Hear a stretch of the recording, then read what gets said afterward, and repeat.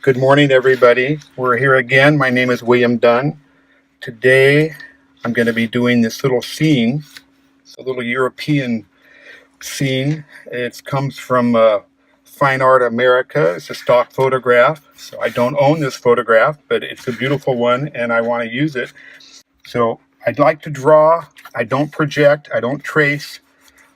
If you do trace or project with a digital projector, it will be a perfect image of this, but it'll look stiff and it can look kind of, it can take away the overall effect of the painting.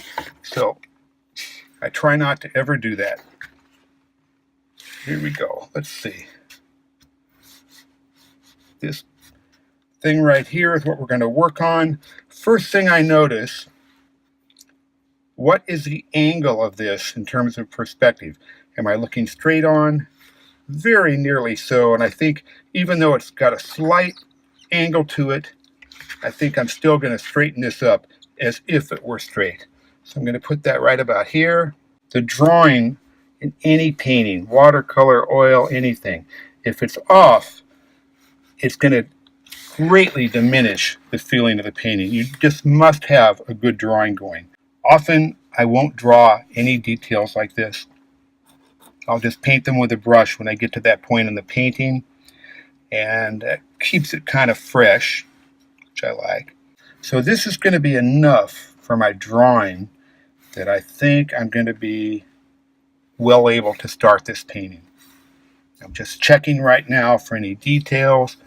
That's a little bit squarish here rather than the elevation.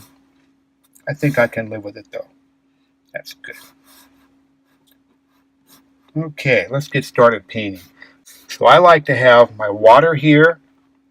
This is one of those accordion fold paint buckets. They're very handy. Here's my palette. Here's my brushes. So when I paint, I can go from water to palette to painting. There's a highlight up here where the light, the sun's coming down, or the light's illuminated. So that upper edge is lighter. And so I am keeping it like that.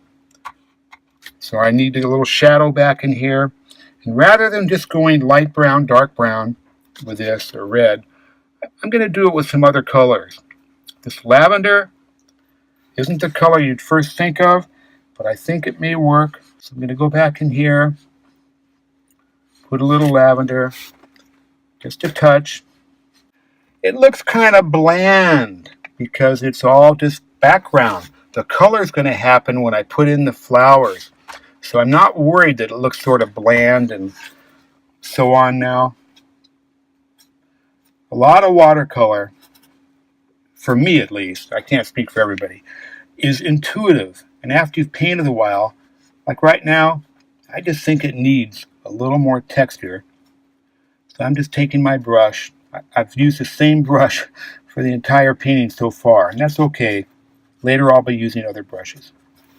For the splatter, so here's a clean, well, relatively clean toothbrush. I just rub it in the color. And what's going to happen now, it's going to be a little bit random. So that's giving me some colors. Yellow. This is an experiment. And like I said at the start, I don't care if it's exactly like this. It's not going to be.